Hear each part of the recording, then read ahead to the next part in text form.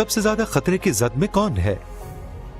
बूढ़े लोग और ऐसे लोग जो बुलंद फशार खून, दिल के मर्ज या ज़ियाबतीस के मर्ज का शिकार हैं, उनमें ये बीमारी ज्यादा बिगड़ सकती है। कोरोना से डरना नहीं, लड़ना है।